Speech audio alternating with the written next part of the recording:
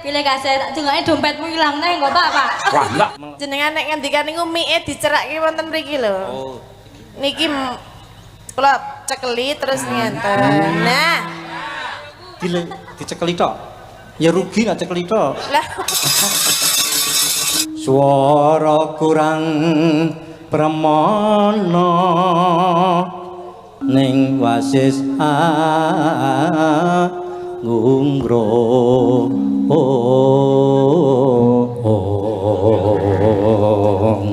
ngungrum maneng sinten Mbah Trima? Aku tak lali sih.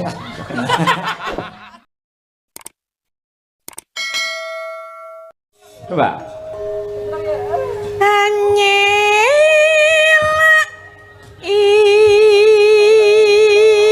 Janjimu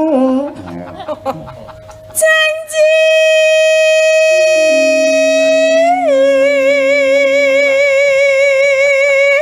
Selendang biru. aslendang biru Alah selendang biru. alalah selendang biru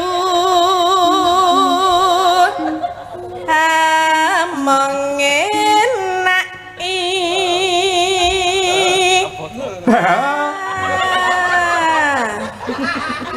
hati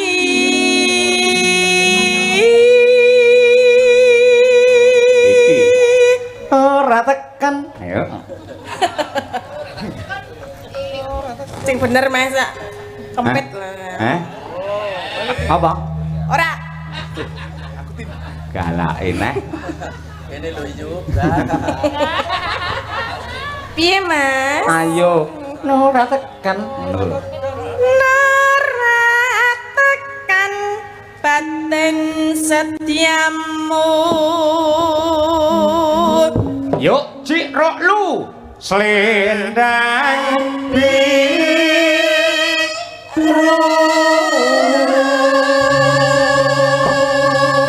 Somben neng Ponorogo tanggal 14 bintang tamune genti Mbak Tatin teng desa Kemiri. Yen tahun wingi Mbak Elisa. Pokoknya desa niku gentenan. Yen ra Tatin Elisa, Tatin Elisa, Tatin Elisa wis ngono ki terus. ora bareng ki wae ya Cek Hah? ora bareng Lah kepenan awakmu no lek bareng. Nah.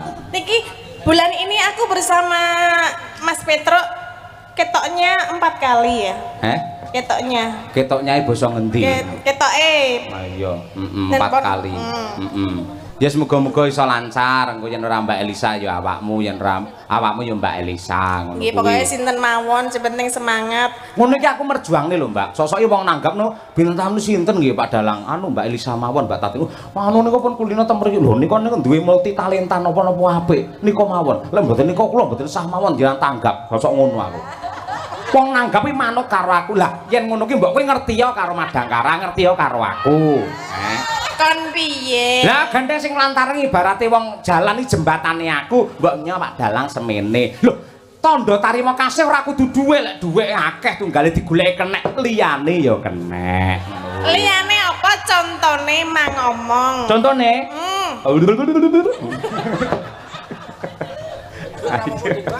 Ayo. Apik ya, Tin. Yo. Lebokke Mataram. Ayo. tatapan janjimu selendang biru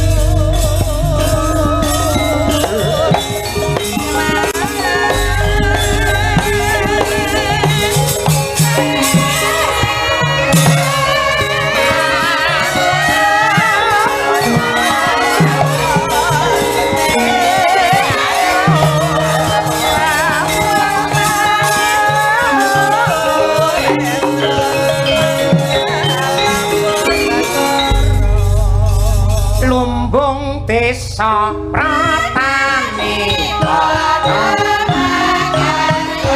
ayo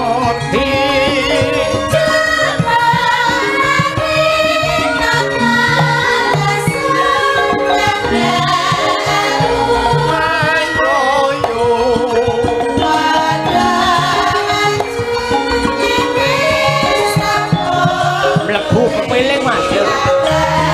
Amundhut saking para kadang-kadang panitia.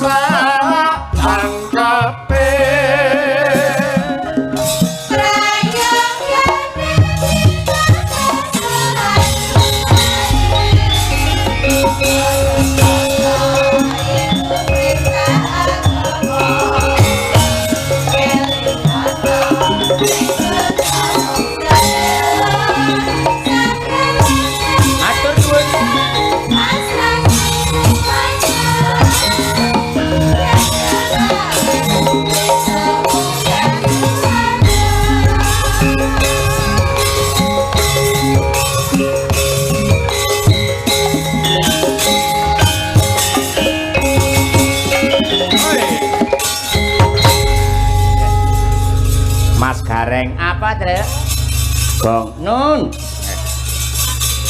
ngancik wonten ing segmen goro-goro utawi season goro-goro.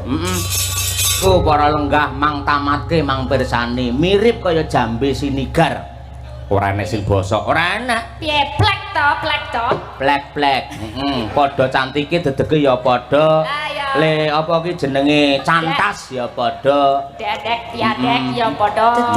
Dedeke ya padha, pakulitane padha, mung bedane lek Mbak Elisa irung duwe pacar, lek Brigita iki solan salin terus. Oh, kon tak ganti to? Hah? Piye resep kok iso entuk birang-birang ganti ki ora, tapi tambah. Oh, Tuturono Mbak Elisa, iso kaya ngono lho. Jiwa wanitane ana ngendi kaya ngono kuwi. Tambah ki ya ora apa-apa, emang kalau memang belum jodohnya ki ora apa-apa, bulak akeh sing oke sisan ora apa-apa. Kan masih penjajakan, engko kira-kira ngendi sing paling cocok, paling plek karo kowe ya engko ge plek-plek. Maksudnya menuju ke kompak gitu loh, menuju ke plek-plek kaya tatin pas nglunjak ngono ya. Plek-plek. Ayo. Ora pas jupuk nganu to nyengket. Nengke aku lho kates ngono. Nyengket kates to. Ye iki enjang-enjang tasih kathah menika ingkang tasih bungon luar biasa matur suwun. Nggih. Estu lho Mbak Lisa, piyai mriki kalian jenengan lah tresnane ora umum. Aku yo ora pati ndunggo ngono. Oh, karo Gondomono. Gondomono luweng. Aku ya anu tadi tuh lupa loh aku. Kalau nggak lewat gerbang itu, wah ya aku wis tau rene deng gitu. Lah kemutan. Kayak anggar duitnya entek lali modele. Mbak, berarti jenengan karo Mbak Tatin tekane pas udan mau. Pas Jawa. Terus piye carane piye ben ora kudanan? Hah? Ben ora kudanan. Yo nganggo payung kan. Terus sampean kok ngomah nggawa payung? Lho yo enggak, seko ngomah yo nganggo gerobak to, mosok yo nggo angkong. Maksudnya ning mobilmu enak payunge ngono lho. Onten. Sedia payung sebelum hujan kan. Yo mesti disediakno payung. Lah kok takon kuwi ngopo? Lah aku ki yang mendalang ya. Dalang lak sik jejer. Mabres ngene. Aduh Elisa piye? Iki mangko urung teko. Lek teko kene mesti pas udan iki dhek diudani iki mendhi ngono. Maksude iki dianu lho kena udan banyu udan ngono lho maksude. Diudani to? Oh iya. Diudani to? Sik to. Piye wong Jawa bener ngoten nggih, Pak? Lek udan lek diudani to. Lah iki dudu wong Jawa mboten ngerti ora. Lah nggih. Kula wau sampe diudani sih. Tapi selamat. Hah? Masyaallah. Sing ngudani slamet. Kula sing selamat. Kula diudani tapi selamat. Maksudnya tekone rene wilujeng selamat.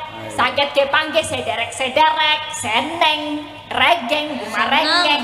Lah sinden omongane teng plekutuk wong kena suweneng ya ngono ae. Lah ya kaya mudeng ya Pak Bu iki lho. Mudeng ora. Ora trima wong kene to Pak sing seneng Pak. Dalange kan ya seneng to Pak. Iki aku wis mencoba ben ora tekan kono. Aku ki wis cara macan wis bubuk manis lho. Lah kok mak utik-utiki karepmu piye, Bir? Ya gak apa to Pak Pancen. Iki kudu tak bocorke setetek. Apa Mbak? Setetek. Setitik tetek. Mau iso ki Pak Cahyo ki WA jam 4 esuk. WA sampean. Masyaallah. WA jam 4 esuk. WA piye Mbak? Langsung ampun ke supen nggih Mbak, mangke dalu. Supen heeh. Profesional ngomongane job. Kok isu-isu to Pak, aku ya gitu. Jam 4 isu. Jam 4 isu. Subuh. Ya ampun. Kok enjang-enjang to Pak gitu.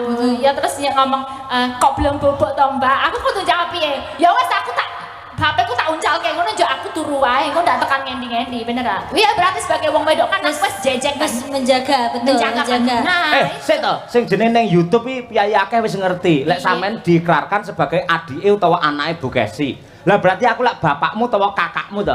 Apa salahku seorang kakak ngabarke adik yahene kok belum bobok? Ya salah to Pak.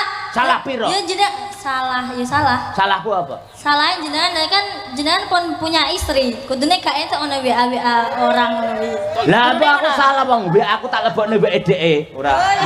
Anu tegese dheke tak WA no lho ora. Heeh, wis mlebun jenan. Oh iya. Iya. Jadi ora iki mau ki carane saking senenge soalnya udah pelunasan rong dino kepengker kan. Lah dadi Pak Cahyo ben ra mikir, bengine aku kok mayang-mayang wae dadi isu kabeh wis dilunasi tak takon Mbak Tatin mau pelunasan jam piro? Mau esuk lah ya berarti Lah iso kabeh to. Ya ora tak istimewakne to. Kabeh esuk jam 4 mergo mambengi lak wayangan. Timbangane keturun tangi kuawan, gandeng wis dirampungi karo Pak Sutriyoso akhire kabeh sinden iki tak transfer dhewe-dhewe nyok. Lah kok sinden madang karena kok mau sore Pak ora mau isuk. Hah? Jarene jenengan buat anu adil. Kok sinden madang karena kok mau sore. Wah, aku bukan urusanku dengan bintang tamu 2 ini. Kamu urusannya dengan kuwi karo kae. Bu Kesi. Lah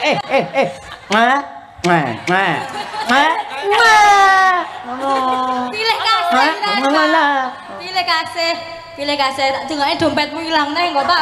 Wah, enggak kepro ora tak jajakne neh kowe ora. Jajane pecel malah ndongakne elek. Berarti sampean kudu ngerti aja gampang ngarani Pak Cahyo wah karo Mbak Elisa terus neko-neko enggak mungkin. Mergo wis didum karo Bu Kesi. Terus bintang tamu.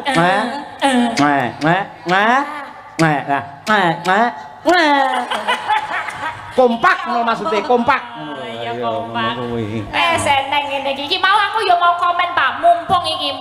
Apa Mbak? Ini kan tadi ya ono sing komen sorone iki kok ono bintang tamu nganti tekan ngisor jaluk-jaluk duit ngono kuwi. Iki ora kon jaluk saweran ki enggak. Iki jenenge apa? Tema hari ini wayangan ki ngopo iki jenenge? Bersih desa padha karo Merti Bumi utawa sedekah Bumi. Nah, sing tirakat iki wong sakmene ya wiyaga dalang sinden bintang tamu iki dalam rangka tirakat. Nah, tirakat iki carane sedekah, carane setiap desa dewe-dewe. Cara panitia kene, cara masyarakat kene sak duwene. Tadi duwene 15.000 ya lebokke 15.000. Duwene 5.000 ya lebokke. Iki mau duwe 5.000 kira-kira ana susuk 3.000 ya njupuk susuk gitu loh. Jadi emang kaya ngono. Masane njaluk susuk ngono. Lah yo ora do suwi tak kira simbah kok daku sanget bol golek susuk ning kono. Lah yo dewe-dewe. Dadi semuanya boleh ya? Boleh. Bebas untuk lebokne. Aduh kok bintang tamu kok kaya ngono ya kok gelem-geleme. Nek dipikir ya ora gelem ning iki carane bersyukur masyarakat kali pancur ngene iki sak duwene mbok 2.000 3.000 kuwi nggo ujub syukure iki dilakoni bareng-bareng ben dadi berkah. Tepuk tangan untuk Mbak Elisa. Diterangke kuwi. Pancen calon izen. Apa? Apa tuh, Pak?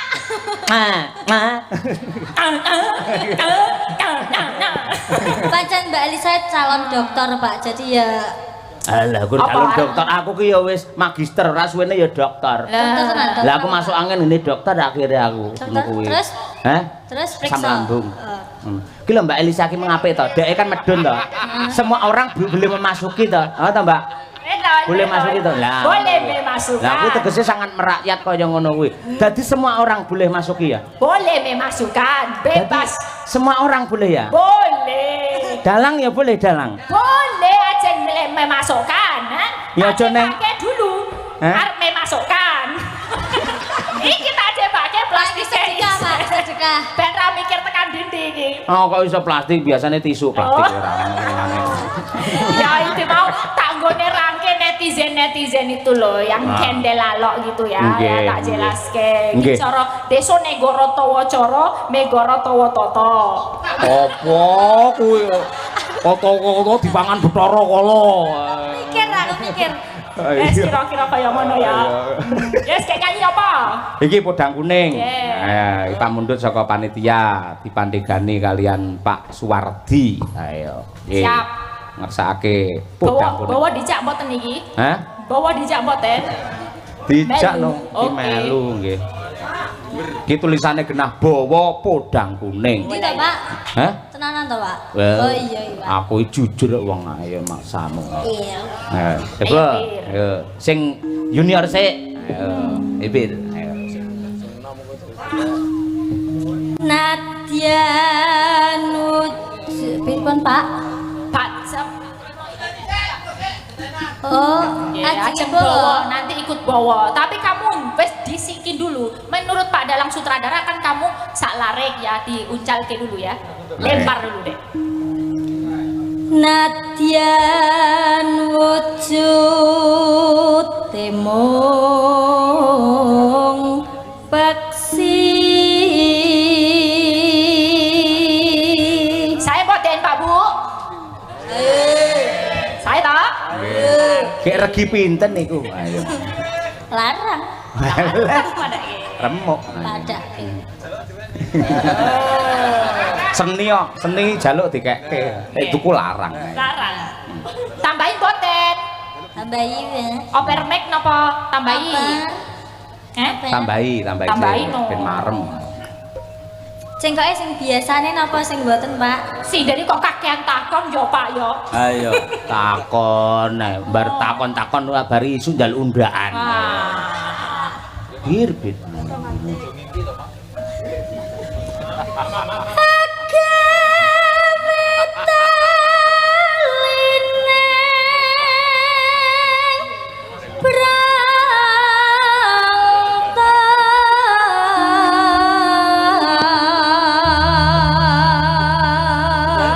Nane. Saya lagi, Pak. Yo no nganti titik seleh sik no ayo. Halus manis nangsem make.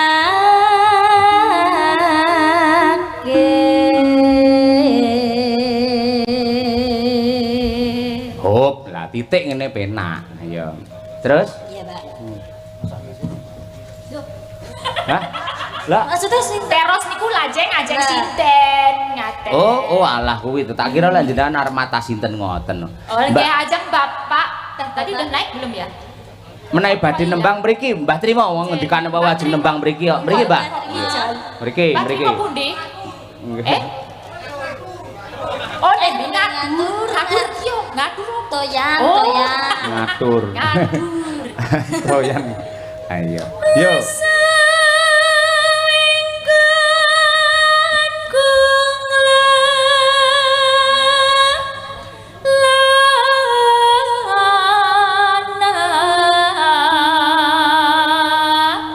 Nonen. Alah ngajari. Jenenge dalange pantes ya ngono, sah-sah. Oh lah iya. Biyen biasanya aku piye-piye kowe meneng ae saiki protes ya ora. Ya kan ada perkembangan, yang namanya cerita itu ada kembangannya. Nek rano protes-protesnya enggak ada semburan-semburan cinta. Wah, sudah mengakui dia telah menyemburkan cinta. Wah, iya. Cinta karet cetas. Aduh. Golek isi podang jenar.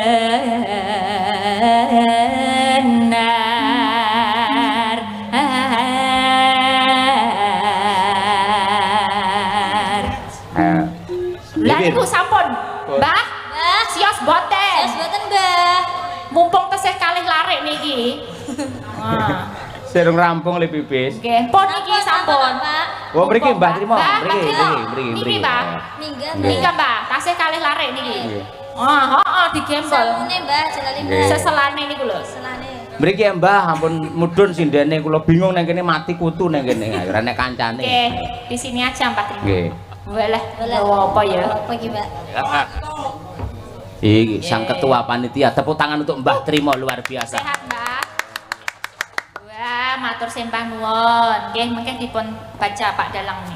Lho sampean no. Kula mawon. Lah kan sampean wis dadi astradaku. Oh, Ayo. iya, oke. Mriki, Mbah. Oh, kungkum. Kung. Iki, Mbak.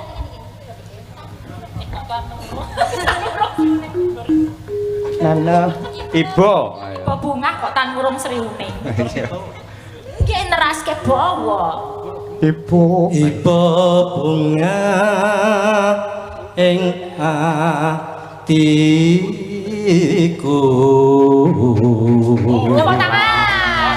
Inilah Mbah Trimo alias Walid. Balik terus, Pak. Pak. Nyanding dadi Bisa. Iso. iso Mbah jenengan mesti grogi disanding sinden-sinden gitu. Aku grogi to, Mbak. Nyanding bisa dadi tombo. Cobi. Nggih baleni mboten napa-napa disetik. nyanding Alon-alon Mbah. Bisa. nyanding bisa Dadi? Putra. tombo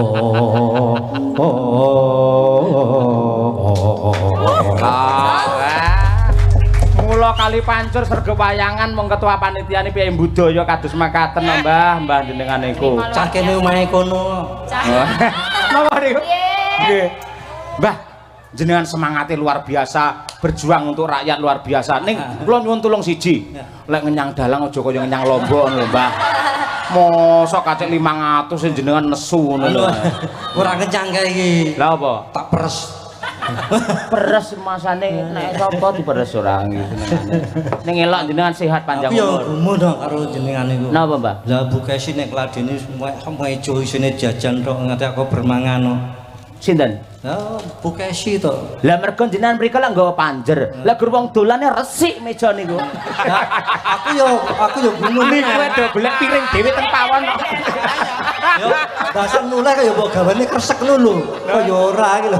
Napa? Ning kula matur nuwun mau kanca-kanca teng mriki entuk tombo jenengan paringi gule walah gule kaya ngono lho. Gini Mbak Elisa. Gule. Mau kan tak jak mandak. Nggih. Ciri khasnya ngono. Ciri khas iki nggih. Bukannya kowe tak jaluk-jalukin ya. Boten. Ini seduluran. Seduluran pinten-pinten kemawon niku tondo tresno. Mendekat. Mbuh 2000 mbuh. Lah nggih. Ana gedhe ya ana Ana cilik. cilik. Nggih. Ana sing cilik? Cendak. Ngono lho. Mbah nyanyi sareng-sareng nggih. Oh iya. Ampun mandhap riyen. Sareng-sareng. Nggih dikancani dua bidadari. Ayo, sareng-sareng mboten sari-sari lho, Mbah. Sareng nggih. Sareng-sareng. Podang kuning, nggih. Matur nuwun gulene, Mbah. Elok tenan. Ayo. Sing masak sinten, Mbah? Bu sapa sing masak niku? Oh anu masak putih. Masak gule niki lho, Mbah. Oh. Ngono. Dandake. Dapur sekar. Heh? Dapur sekar. Oh, dapur sekar seni karawitan nggih leres. Dapur sekar. Akhirnya dadi podang kuning ayo nggih. Nah, Mulane kula dijenengke trima iki biyen niku bapake kula sok ra trima. Nun? Ngono biyen bapake kula sok ra trima. Sok ra Ra trima. Sebab Iya. Lah kono ra kirim ngono ya, Mbah. Esuk awan iki tetep ra trima. Nggih, nggih, Mbah. Kula kan iki judule kan esuk awan to. Hah? Podang kuning kan Esuk esuk awan. awan. Esok mboten esok sore tempe dele. Ayo. Nggih, monggo podang kuning bersama Mbah Trimo. Podang adalah burung yang bisa terbang, kuning adalah emas. Semoga kali pancur lan mban grep tansah berterbang tinggi ke zaman keemasan. Esuk awan ning omah ora.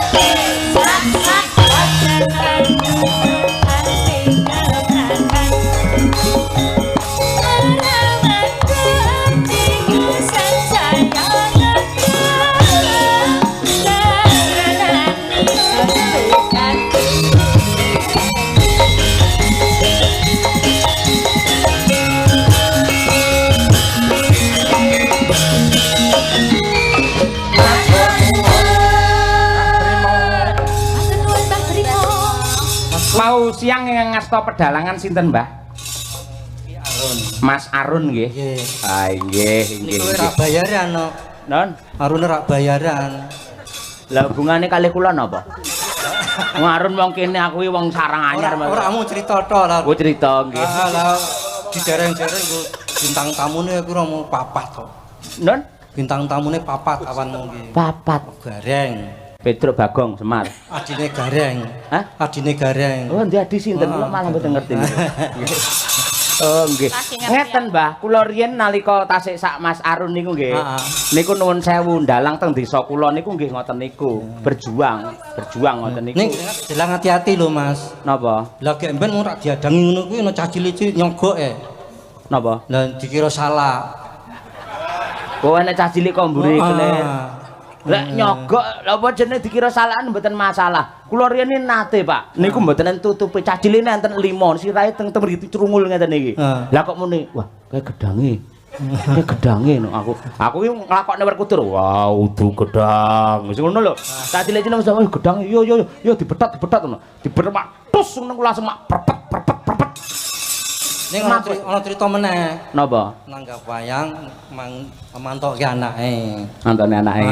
Nggih. Lah wong tuane rada budhek. Omahe sik gedhek. Lah kan yen kan ditukoke blangkon nganten lanang. Oh nggih.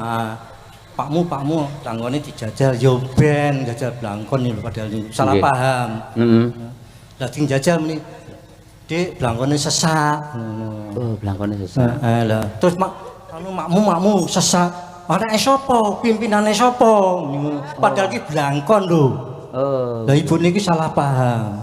Oh. Sing dikira sesak iki tunggale blangkon. Oh. Lah terus alah kon blangkon. Lah ngaten anyar kan ngertine iki kuwi siji kuwi mau. Lah terus ana jekno meneh. Napa melih akeh men bahane. Heeh, lah sing lantane lanang ki muni. Dik sesak tak silete ya muni ngono gembor mbokne. Aja disilet. Aja disilet. Nggih. Nek sesak aja disilet. Padahal blangkon. Oh, jane jenis banyulan ngoten niku kuatah. Ning sosok iki kula mboten enten tenan. Persepsine bocah karo wong tuwa niku beda to. Nggih to. Lek bocah niku dikandani, pamane cah sekolah ngoten, dikek pelajaran matematika pelajarane angel mlebune, gitu. Lah neng omah kondo karo bapake, "Pak, aku diulang matematika ra iso-iso." Lek ra iso kuwi berarti biasane ngantuk le. Kowe ning kamar mandi sirahmu telesono. Nah, ngoten niku. Ganti wae lakone ganti ah. Ngene. Wah, iki jagongan ning angkringan jenenge Mbah. Iki aku duwe kanca siji. Sinten? Pak Gito. Non? Lha iki mungkin surate mau dilakno Mbak Lis. Lah niki kula bocor riyen nggih. Surasane piye surate surasane? Nggih, wau ikete sampun to? Blangkon nggih. Katur Bapak Dalang nggih pareng nyuwun ending lawas sawo gletak saking omah pereng sedulur bonsai plat H. Mriko. Ki usahane bonsai. Napa? Usahane kembang. Oh, usahanipun bonsai nggih, paringi berkah, laris bonsaine menika wonten embel-embelipun. Diiringi anu napa sisideman. Non? Sesideman. Sesideman nggih, nggih. Lah aku tak sing bawa ora apa-apa. Oh, nggih. Monggo-monggo. Tak tatin tapi sing Lho nggih no nika nggih larang marang tanjake ya man-man nika. Delan kon nembangne mripate mak plowerok ngono langsung. apa nganu Sri Tanjung ya ora apa-apa. Lah Pak Waloyone jare gerah. Oh, sakit padane. Positifin napa? Arep sesideman apa Sri Tanjung jenengan? Ya sistem ndak apa-apa. Oh nggih. Piye, Mbah? Niku pun jumeneng niku lho. Nggih. Mbah, kula pun ngancik, Mbah. Mbah. Kong. Oh, pripun Kakung? Menika wonten Jawa menapa? Bawa sesideman. Oh, nggih. Tapi aku sih bawa sampean sing nuturi. Hah? Kon nuturi to sampean to ya. Konut Celemi. jenengan nek ngendikan niku mie dicerake wonten mriki lho. Oh. Niki kula cekeli terus ngenten. Nah, Dicekeli tok. Ya rugi nek cekeli tok. lah. Maksudnya yo kan Wis. Trimo. Nggih. Nggih. Ya nek watuk mboten sah di mic to, Pak. Nggih monggo majeng mriki. Saya mau beda bukesi ya ben. Walah jenengan kok sapa-sapa arep dibeda lho, Pak. Ya oke nek ra guyon ki ora awet urip. Oh, ngeten. Nek awet nom ora ana. Oh, awet nom apa awet urip? Awet urip nek tuwa ya tuwa. Nggih. Lho Mbah, bawa Mbah. Selak pengen kula krungu suara jenengan. Iki wis ngadeg ra dhuwur. Sing ngisor ora gelem. Pergo wis layu. Jujur. Coba. wiwitane. Wiwitane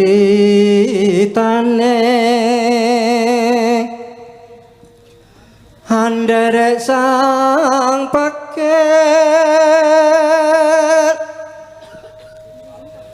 Priya bagot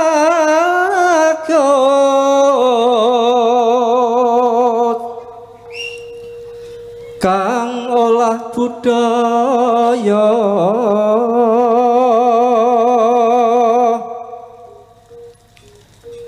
sowan menyang kutha gedhe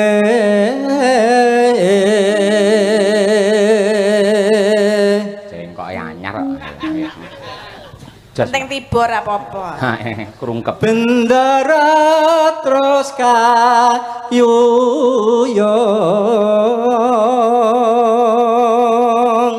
neno selendang kuning Pak Dalang iki mbok ora warai to Pak Dalang. jeglong-jeglongke aku Mboten jeglongke, estu cengkoke enten loro pancen. Dadi enten NU kali Muhammadiyah ngono lho.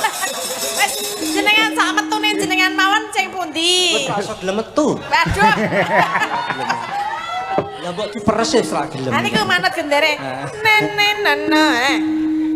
Selendang kuning. selendang kuning kang saking bukit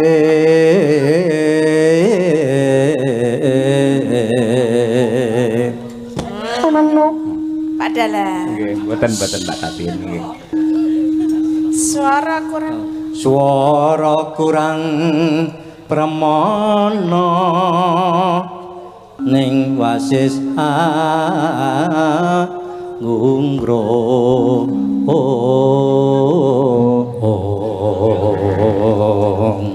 Ngungkrum maneng sinten Mbah Trima? Ampun tak lali sih. aja jamang sik kok sik. Mboten. Endi nek dijagat ana godho kok. Wiwitane andere sinten? Dari Mas Cahyo. Nara ana godho ning nara ngandel takok karo Mbak Kesi iki lho. Godho mesti ana. Mbah, sing diarah bojoku terus ta. ta. Terus iki Pak iki. Siap-siap lho kowe. Lho aku ngerti kuncine oleh Mbak Kesi kuwi. Kuncine nomor pindah. Sampean ora Kuncine? iso ngono wis dikunci carane. Oh. Apa ta Mbah? Nah, ya ora ya kon sing lurus ngono lho. Oh, nggih. Sing lurus. Siap, nggih. Nek pas nganu ya kadang-kadang ya mega. Oh, nggih. Mula bojo sinden nek kon lemu ki ra iso mergono dalange menggak-menggok. Nggih. Nggih. Leres, Mbah. Awas, Mbah. Ayo, Mbah. Anggung rom. Anu Anggung rong marang bendara diasulis tio napas pijer mincang Pijer ngincangake alis. ora kelengan pijer ki mak cerit ngono lho pikirku. Jenengan nganggo wong sisi deman nganggo trit barang. Yang kelingan zaman biyen kaya pijer mincang ake alis Mas masuk terus tresno sesideman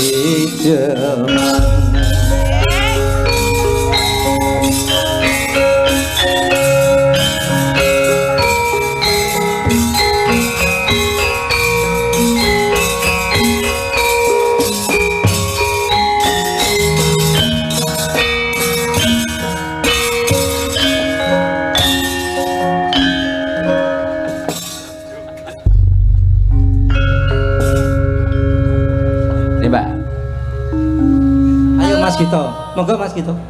Cida ora Mbak. Mbak, aku tiwas semangat kok Mas Gito.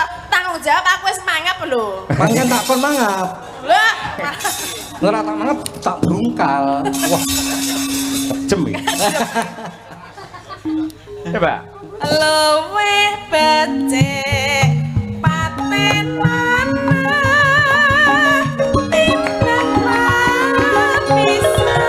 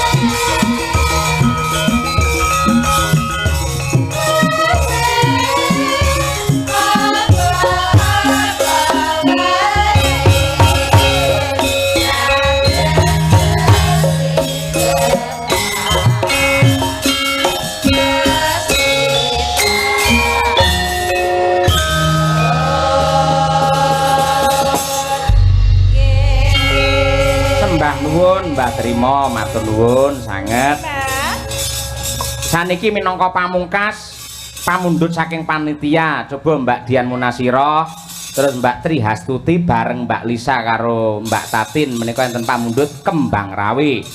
Nah, nggih. Dipun aturaken. Nyuwun pangapunten mbok menawi mboten saged sedaya pamundhut kula aturi amargi nggih ingat waktu. Ayo. nggih niki wong nggih wonten pamundhutan napa sawuh gletak nggih. Sesuk nek nanggap meneh ya Mas ya. Kejeme. Lah kantenan nika pamundhutan kathah sanget nggih. Bentar awe turun gunung, Dik. Wah iki seberat sebelah nang ngene. Tapi ya Abot kono. antep ki.